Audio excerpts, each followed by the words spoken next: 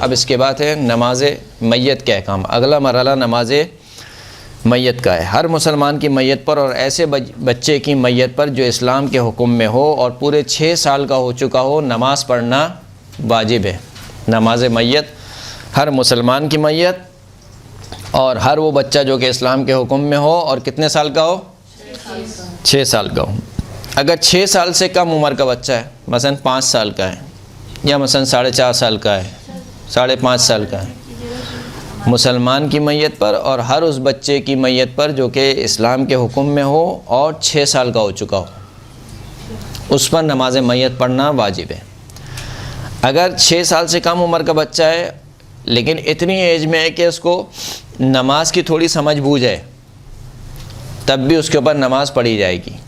مثلا 5.5 سال کا ہے، 5 سال کا بچہ، 4 سال کا بچہ، اس کو نماز کی اگر تھوڑی بھی سمجھ بوجھ ہے تو اس کے اوپر بھی نماز جنازہ پڑھی جائے گی احتیاط واجب کی بنا پر۔ ایک ایسے بچے کی میت پر جو کہ 6 سال کا نہ ہوا ہو لیکن نماز کی سمجھ بوجھ رکھتا ہو تو احتیاط واجب کی بنا پر نماز پڑھنا ضروری ہے۔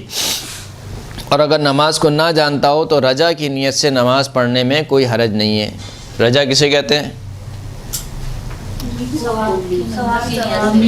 ثواب کی امید پہ۔ یہ نیت کب کی جاتی ہے؟ رجا کی نیت کب کی جاتی ہے؟ جب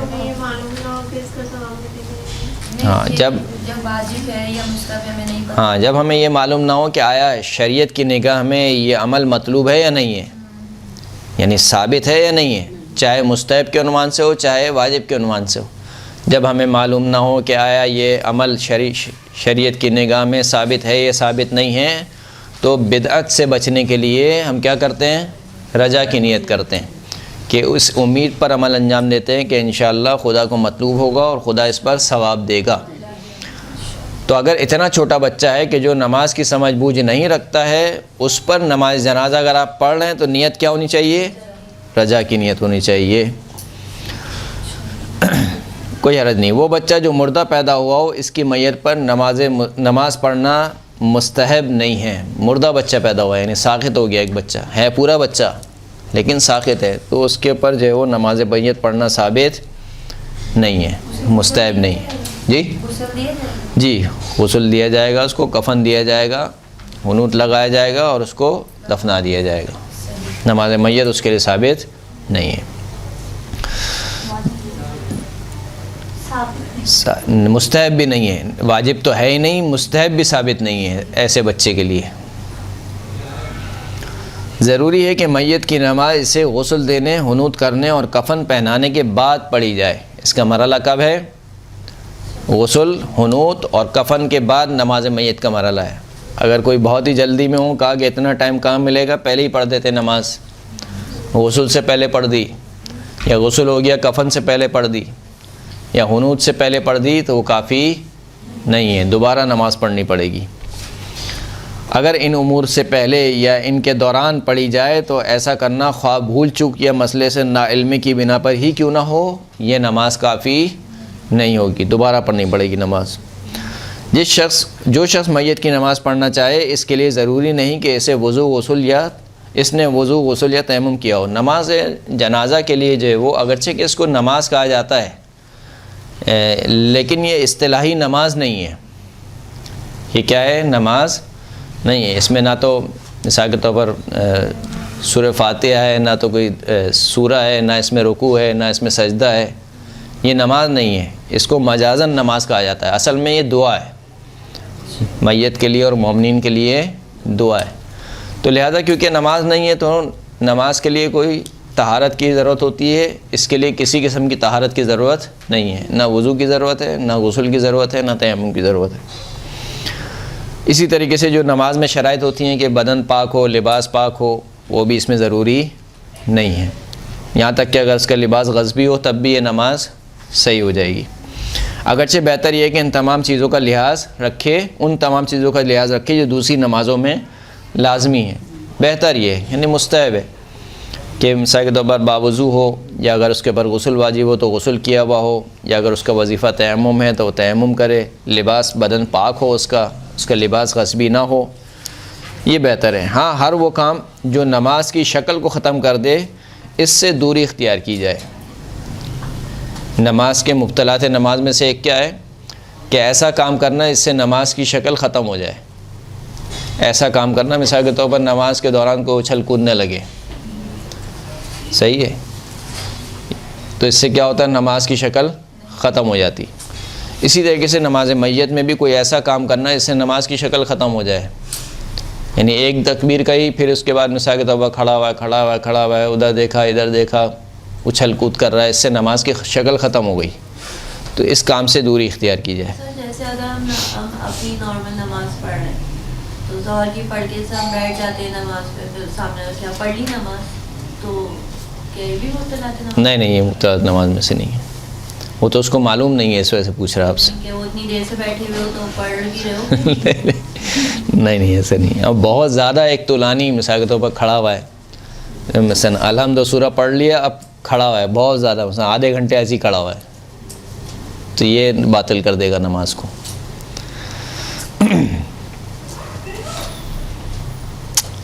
خوب, بلکہ احتیاط واجب کی بنا پر ضروری ہے کہ بات کرنے, قہقہ لگانے اور قبلے سے پشت پھیرنے سے بطور کلی پرہیز کیا جائے. یعنی بطور کلی ہر وہ چیز جو کہ مبطلات نماز میں سے ہے, جو آپ نے پڑھے ہوئے ہیں یا انشاءاللہ آئیں گے آگے, جو مبطلات نماز میں سے بات کرنا, قہقہ لگانا, نماز میں کھانا پینا مثال کے طور پر نماز کے دوران, قبلے سے منہ موڑنا, منہ پھیرنا, یہ ان تمام چیزوں سے پرہیز کیا جائے.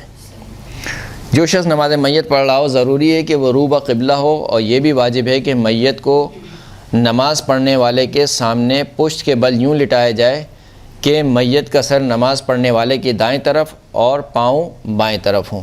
قبلہ رخ ہونا ضروری ہے ایک تو, صحیح ہے. یہ میت رکھی ہوئی ہے, یہ قبلہ ہے, یہاں پر آپ کھڑے ہوئے ہیں اور میت کو اس طریقے سے لٹائیں گے کہ میت کا سر آپ کے سیدھے ہاتھ کی طرف ہوگا اور میت کے پیر آپ کے الٹے ہاتھ کی طرف. پشت با قبلہ لٹائیں گے, یعنی رو با پشت, پیٹھ کے بل لٹائیں گے, میت کو پیٹھ کے بل لٹائیں گے. میت کا یعنی کہ جو فیس ہے وہ ایسے ہم قبلے, نہیں, آسمان کی طرف ہوگا. جیسے سیدھے سیدھے لیٹتے نا, پیٹھ کے بل آپ لٹائیں گے میت کو, اور میت کا سر جو ہے وہ آپ کے دائیں جانب اور اس کے پیر آپ کے بائیں جانب, اور آپ خود کہاں کھڑے ہوں گے, رو با قبلہ, قبلے کے سامنے. ضروری ہے کہ نماز پڑھنے کی جگہ میت کے مقام سے اونچی نیچی نہ ہو, بہت اونچی نیچی جگہ نہ ہو. یعنی ایسا نہ ہو کہ میت نیچے فلور پہ, آپ اوپر کھڑے ہوئے ہیں فرسٹ فلور پہ, ایسا نہ ہو. میت آپ کے سامنے ہو. البتہ اگر معمولی سی یہ وہ اونچ نیچ ہو تو کوئی مسئلے کی بات نہیں ہے. احتیاط مستحب یہ ہے کہ نماز میت پڑھنے کی جگہ غصبی نہ ہو, احتیاط مستحب ہے. ضروری ہے کہ نماز پڑھنے والا میت سے دور نہ ہو, یعنی بہت دور نہ کھڑا ہو. مثلا میت ادھر رکھی ہوئی ہے اور آپ یہاں پہ کھڑے ہوئے ہیں, اتنا فاصلہ نہیں ہونا چاہیے. لیکن اگر کوئی شخص باجماعت پڑھ رہا ہے نماز میت تو ظاہر سی بات ہے کہ آگے کی صفیں, تو پھر اس فاصلے میں کوئی حرج نہیں ہے اگر وہ صفوں سے متصل ہے. ایسا نہ ہو کہ صفیں آگے 4 لگی ہوئی ہیں اور پیچھے جا کے وہ اکیلا کھڑا ہوا ہے, یہ صحیح نہیں ہے. تو صفوں کے در کی وجہ سے اگر فاصلہ آ جائے تو کوئی مسئلے کی بات نہیں ہے. لیکن اگر صفیں نہیں ہیں, میت اس کے سامنے ہونی چاہیے, بہت زیادہ میت سے دور نہ ہو. سر ایک سوال ہے, جی جو غائبانہ میت کی نماز, وہ ہمارے یہاں مشروع نہیں ہے, ہمارے یہاں جائز نہیں ہے غائبانہ. جی, وہ ایک روایت ہے جس سے روایت کی بنا پر وہ اختلاف ہے ہمارے اور اہل سنت کے درمیان. جی, کہ حبشہ کی طرف جب بھیجا تھا رسول اللہ نے, اور وہ جو بادشاہ تھا حبشہ کا, حبش کا بادشاہ, اس کے متعلق رسول اللہ کو خبر ملی کہ وہ فوت کر گیا ہے. تو وہ مدینے میں وہ جگہ بھی موجود ہے, تو وہاں پر اس جگہ پر ایک روایت کہتی ہے کہ اللہ کے رسول نے اس کی نماز جنازہ پڑھی, حالانکہ وہ مدینے میں موجود تھے اور وہ تو کہاں تھا, حبشہ میں تھا. تو اس روایت کی بنا پر اہل سنت کہتے ہیں کہ یعنی پڑھنی چاہیے غائبانہ.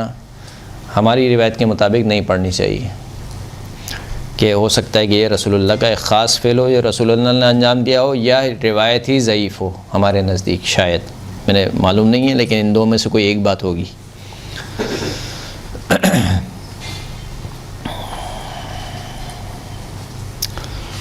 ضروری ہے کہ نماز پڑھنے والا میت کے سامنے کھڑا ہو, لیکن جماعت کی صورت میں ان لوگوں کی نماز جو میت کے سامنے نہ ہوں کوئی اشکال نہیں ہے. ہم نے ابھی بتایا کہ نماز پڑھنے والے کو کہاں کھڑا ہونا چاہیے؟ میت کے سامنے. ادھر جو کھڑا ہوا ہے وہ سامنے ہے یا نہیں ہے؟ یہ سامنے نہیں ہے. وہ ادھر جو کھڑا ہوا ہے وہ بھی سامنے نہیں ہے. لیکن اگر جماعت میں ہو رہی ہے تو مسئلہ نہیں ہے. اگر آپ جماعت کے ساتھ پڑھ رہے ہیں تو چاہے وہ ادھر کھڑا ہو چاہے وہ ادھر کھڑا ہو کوئی مسئلے کی بات نہیں ہے. جیسے عام نماز میں بھی یہ ہوتا ہے. اگر پیش نماز ادھر کھڑا ہوا ہے پیش نماز تو اس کے پیچھے کھڑا ہونا ہے نمازی کو. صحیح ہے. ویسا نہیں ہے کہ وہ پیش نماز یہاں پہ کھڑا ہوا آپ یہاں پہ کھڑے ہوئے ہیں. یہ نہیں ہو سکتا ہے. لیکن اگر جماعت ہے اور آپ جماعت سے متصل ہیں تو پھر کوئی مسئلے کی بات نہیں ہے. جی عورتوں کے لیے بھی یہی. سر عورتیں کیسے پھر؟ اگر پیش نماز مرد ہے اور اس کے پیچھے پڑھنے والی ساری عورتیں جو ہے وہ یعنی سب عورتیں ہیں تو وہ پیش نماز کے پیچھے کھڑی ہوں گی جیسے مرد پیچھے کھڑے ہوتے ہیں. مثال کے طور پہ صف لگی ہوتی ہے اس میں کھڑا نا پھر فرق نہیں کوئی فرق نہیں.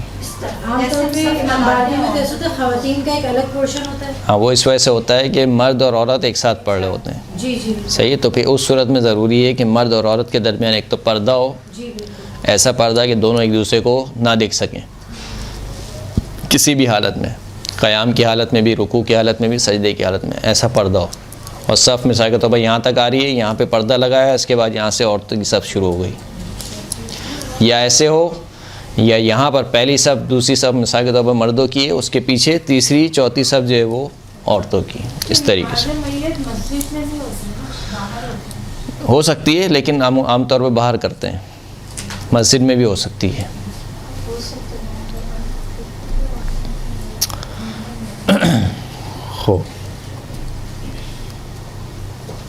ضروری ہے کہ نماز پڑھنے والا میت کے سامنے کھڑا ہے. مسئلہ ہو گیا. ضروری ہے کہ میت اور نماز پڑھنے والے کے درمیان پردہ دیوار یا کوئی اور ایسی چیز حائل نہ ہو. میت اور نماز پڑھنے والے کے درمیان یہ میت رکھی ہوئی ہے یہ نماز پڑھنے والا. ایسا نہیں کہ یہاں پہ آپ نے پردہ لگا دیا ہو یا دیوار کھڑی ہو. دیوار کے پیچھے میت ہے آپ دیوار کے پیچھے کھڑے ہیں. لیکن وہ جو صندوق یا وہ تابوت جس میں میت رکھی ہوتی ہے وہ حائل شمار نہیں ہوتا ہے. آپ کہیں گے تو یہ بھی حائل ہو رہا ہے مثال کے طور پر تابوت میں میت وہ حائل شمار نہیں ہوتا ہے. لیکن اگر میت تابوت میں یا ایسی کسی اور چیز میں رکھی ہو تو کوئی حرج نہیں ہے. نماز پڑھتے وقت ضروری ہے کہ میت کی شرمگاہ ڈھکی ہوئی ہو. یہ مسئلہ کب ہے؟ یہ مسئلہ اس وقت ہے کہ جب کسی بھی وجہ سے میت کو کفن نہ دیا گیا ہو. کفن موجود نہ ہو یا نہ دیا گیا ہو تو مثال کے طور پر غصبی ہو تو ایسی صورت میں بھی کہتے ہیں کہ میت کی جو شرمگاہ ہے وہ ڈھپی ہونی چاہیے. اب آپ اس کو چاہے کسی بھی چیز سے ڈھانپیں چاہے وہ لکڑی سے ڈھانپیں چاہے اینٹ سے ڈھانپیں چاہے کسی بھی چیز سے اس کو ڈھانپیں. ڈھانپنا ضروری ہے. اور اگر اسے کفن پہنانا ممکن نہ ہو تو ضروری ہے کہ اس کی شرمگاہ کو خواہ لکڑی یا اینٹ یا ایسی ہی کسی اور چیز سے ہی ڈھانپ دیں. سر ایک سوال ہے جو جیسے ابھی ہمارے سے میت کو بھی تھی مطلب ہم جیسے اپنی امی کو لے کر گئے تھے یہاں سے پنجاب تو ان کو ہم لوگ تابوت میں لے کے گئے تھے تو ہم نے ان کا تابوت نکال دیا تھا. ایسے بھی دفنا سکتے ہیں؟ اور تابوت تو نکال نہیں ہے نکالتے ہیں جی. اس تابوت کو کیا کرنا ضروری دفنا؟ نہیں کوئی ضرور نہیں. تابوت کو دفنانا یا تابوت کے ساتھ دفنانا اگرچہ کہ تابوت کے ساتھ بھی آپ دفنائیں تو دفنا تو سکتے ہیں لیکن میت کو پھر اسی طریقے سے لٹائیں گے جیسے ابھی ذکر ہوگا بعد میں. تابوت کو ایسے کر دیتے ہیں تھوڑا سا تابوت میں ہی میت کو بلند کر دیتے ہیں اگر تابوت کے ساتھ دفنا ہے. بہرحال شرعی طریقے سے اس کا رخ اس طریقے سے ہونا چاہیے جس کا ذکر ابھی ہوگا. دفن کے احکام میں بھی ہم پڑھیں گے. لندن میں تو ان کو لکڑی کی تابوت میں ہی دفن کیا تھا. جی لیکن تابوت میں ہی میت کو ہاں اگر وہ اس طریقے سے کر دیا تو صحیح ہے. آپ اسی تابوت میں دفنا سکتے ہیں. ضروری ہے کہ نماز میت کھڑے ہو کر اور قربت کی نیت سے پڑھی جائے. تو کھڑے ہو کے پڑھی جائے گی قربتاً اللہ پڑھی جائے گی. نیت کرتے وقت میت کو معین کر لیا جائے. میت کو معین کرنا ضروری ہے. مثال کے طور پر 4-5 میتیں رکھی ہوئی ہیں آپ کے سامنے. اب کس کی آپ نماز جنازہ پڑھ رہے ہیں؟ اس کی پڑھ رہے ہیں اس کی پڑھ رہے ہیں اس کی پڑھ رہے ہیں. جس کی پڑھ رہے ہیں اس کو معین کریں گے کہ میں اس کی نماز جنازہ پڑھتا ہوں. سب کی اگر اجتماعی ہو رہی ہے ایک ساتھ تو نیت کریں گے کہ ان سب جنازوں کی نماز جنازہ پڑھتا ہوں قربتاً اللہ. اور احتیاط واجب کی بنا پر ضروری ہے کہ یومیہ نمازوں میں حالت قیام میں جو استخراج ضروری ہے اس کا خیال رکھا جائے. جیسے عام نماز میں آپ کیا کرتے ہیں ہم اطمینان کی حالت میں کھڑے ہوتے ہیں، ہل جل نہیں کرتے ہیں قیام کی حالت میں. اسی طریقے سے نماز میت پڑھتے ہوئے بھی آپ نے کوئی ہل جل نہیں کرنی ہے. اگر کھڑے ہو کر نماز میت پڑھنے والا کوئی شخص نہ ہو تو بیٹھ کر نماز پڑھی جا سکتی ہے. اگر کھڑے ہو کر نماز میت پڑھنے والا نہ ہو، ایسا شخص ہے جو کھڑے ہو کر نماز نہیں پڑھ سکتا، کوئی بھی نہیں ہے، تو پھر بیٹھ کر نماز میت پڑھی جا سکتی ہے. اگر مرنے والے نے وصیت کی ہو کہ کوئی مخصوص شخص اس کی نماز پڑھائے تو اس کے لیے ولی سے اجازت لینا ضروری نہیں ہے، اگرچہ کہ بہتر ہے. اگر وصیت کی ہو کہ بھئی فلاں شخص میں نماز جنازہ پڑھائے گا، اس نے وصیت کو قبول کیا ہو، تو پھر اس شخص کے لیے ولی سے اجازت لینا ضروری نہیں ہے. اگر ولی نہیں کہتا کوئی مسئلہ نہیں ہے، نماز صحیح ہو جائے گی. جی ولی منع بھی کر دے تب بھی صحیح ہو جائے گی. جی اگر میت نے وصیت کی ہو کہ فلاں شخص میری نماز جنازہ پڑھائے گا، مثلا محلے کے جو پیش نماز ہے وہ میری نماز جنازہ پڑھائیں گے، تو ان کے لیے پھر میت کے ولی سے اجازت لینے کی ضرورت نہیں ہے. جو میت کا ولی مثال کے طور پر میت کا بیٹا ہے مثال کے طور پر، یا میت کا باپ ہے، اس سے اجازت لینے کی ضرورت نہیں ہے کہ میں آپ کے بیٹے کی یا میں آپ کے والد کی نماز جنازہ پڑھاؤں یا نہیں پڑھاؤں، اگرچہ کہ اجازت لینا کیا ہے، بہتر ہے. بعض فقہا کے نزدیک میت پر کئی دفعہ نماز پڑھنا مکروہ ہے. ایک دفعہ نماز ہو گئی، ختم ہو گیا، اب آپ چاہیں دوبارہ اس کے بعد نماز پڑھیں، پھر تیسرا شخص آئے پھر وہ اس کے بعد دوبارہ نماز پڑھے، پھر اس کے ساتھ دوبارہ نماز پڑھیں. بعض فقہا کہتے ہیں کہ یہ کرنا مکروہ ہے، لیکن آیت اللہ سستانی کہتے ہیں کہ ہمارے نزدیک یہ ثابت نہیں ہے، یعنی اس کا مکروہ ہونا ثابت نہیں ہے. بالخصوص اگر کسی صاحب علم اور تقوی کی میت ہو تو بغیر اشکال کے، کوئی اشکال ہی نہیں ہے، بغیر اشکال کے مکروہ نہیں ہے، بلکہ جتنی دفعہ ہو سکے نماز میت اس کے اوپر پڑھی جائے. سر ایک سے زیادہ نمازیں جنازہ ہو سکتا ہے، مطلب جیسا میری امی کا انتقال ہوتی ہے یہاں پہ کوئی اور ہاں پڑھ سکتے ہیں، کوئی اشکال نہیں ہے.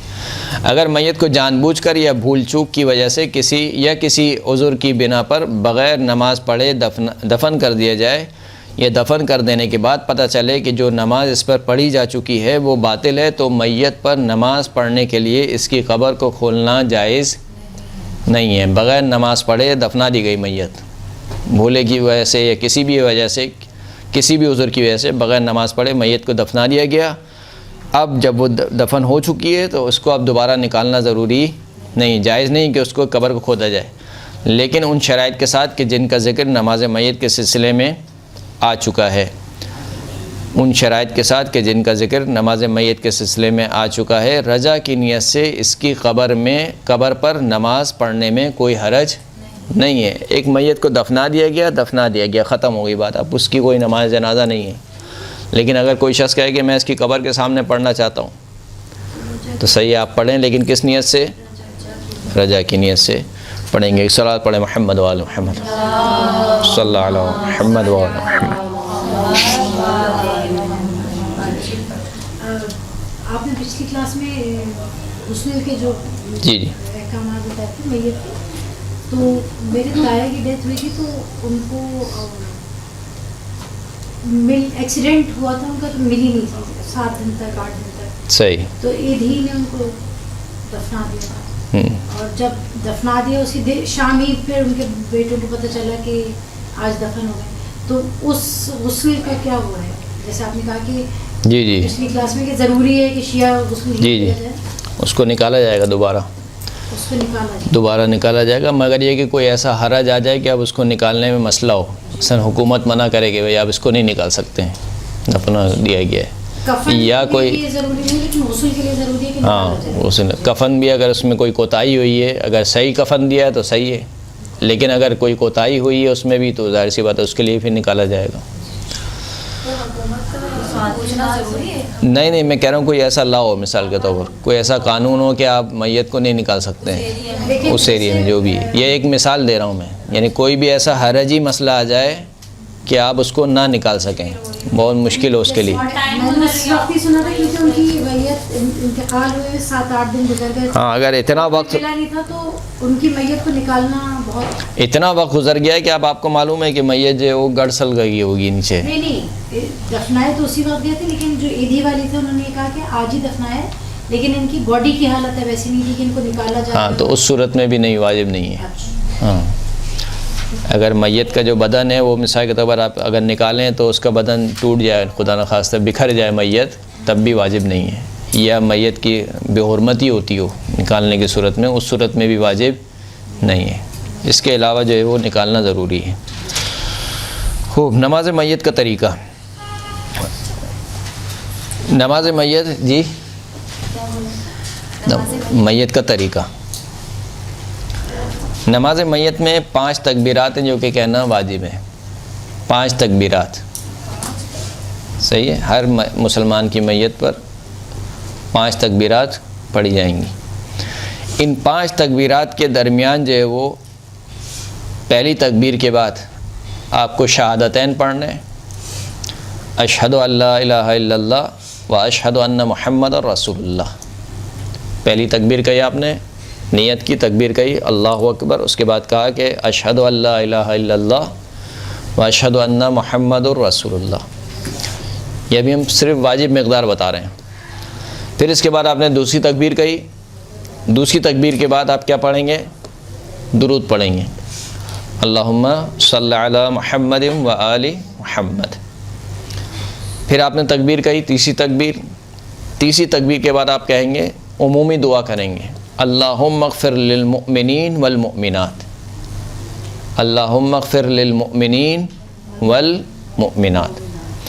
پھر آپ نے چوتھی تکبیر کہی، اب میت کے لیے آپ دعا کریں گے، اللہم اغفر لہذا المیت، پروردگار اس میت کو بخش دے۔ پہلے جو آپ نے کہا تھا اللہم اغفر للمؤمنین والمؤمنات، خداوند کریم تمام مومنین کو اور تمام مومنات کو بخش دے۔ چوتھی تکبیر کے بعد جو آپ نے کہا وہ کیا کہا؟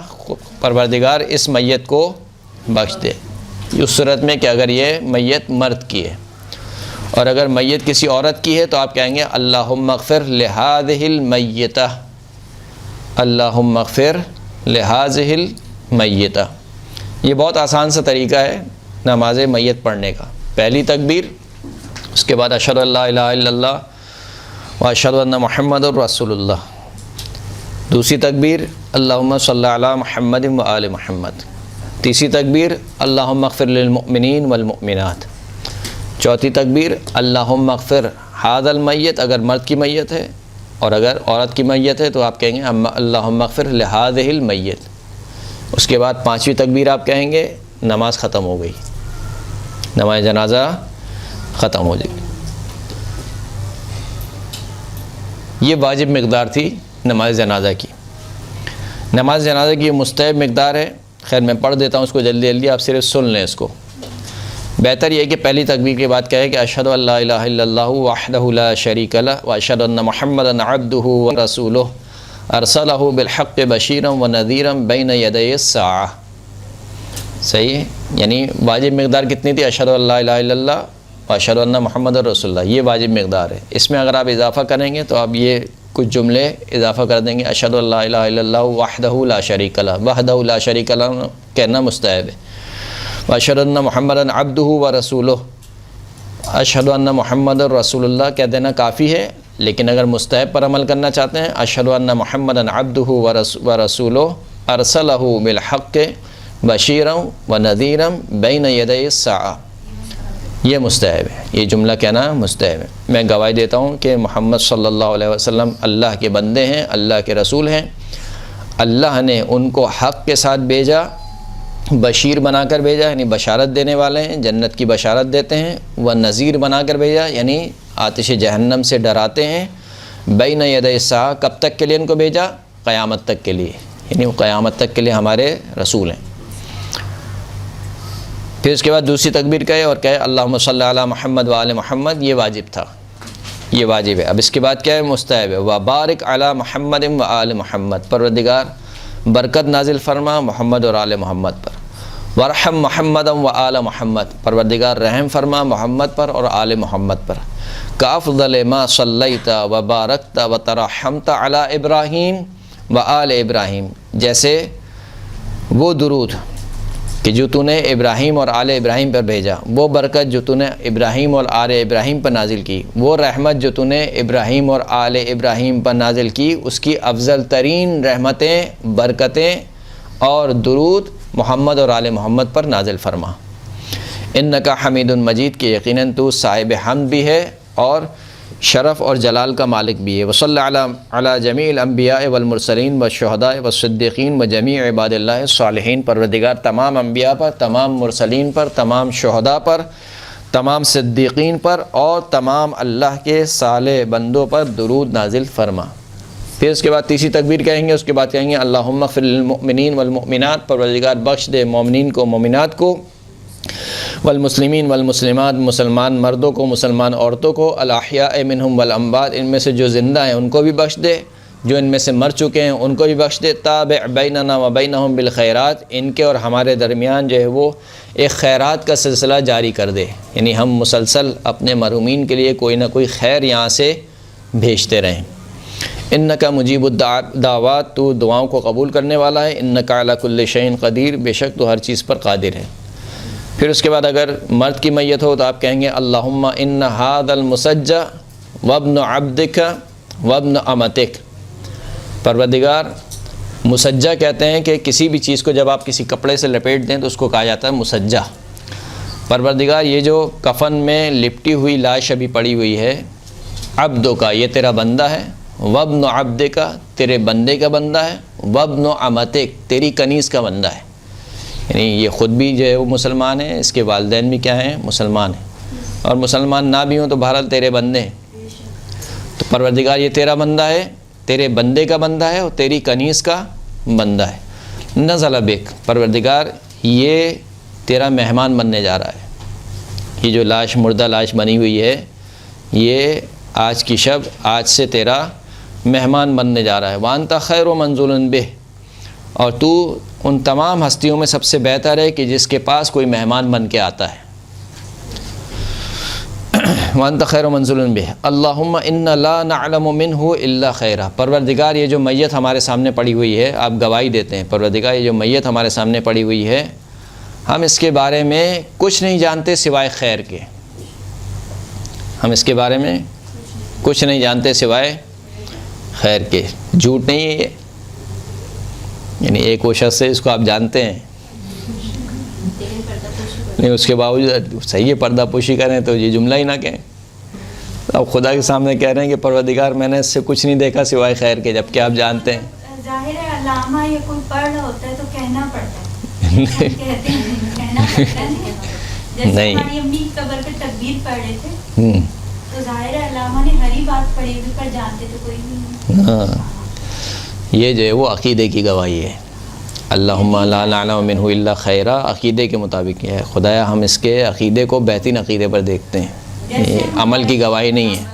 جیسے سر ہم ولایت کا پڑھتے ہیں جی جی کھڑے ہو کر کہ بھائی گواہی دے رہے ہیں کہ ولایت علی کو مانتا ہو، جی، تو یہ جو ہے وہ عقیدے کی گواہی ہے نہ کہ اس کے اعمال کی۔ اللہم انا لا نعلم منہ الا خیرا، پروردگار ہم اس سے کچھ نہیں جانتے سوائے خیر کے، وانت اعلم بہ منا، اور ہم سے سب سے زیادہ بہتر تو اس کے بارے میں جانتا ہے کہ یہ کون سا بندہ تھا، کیا کیا اس نے۔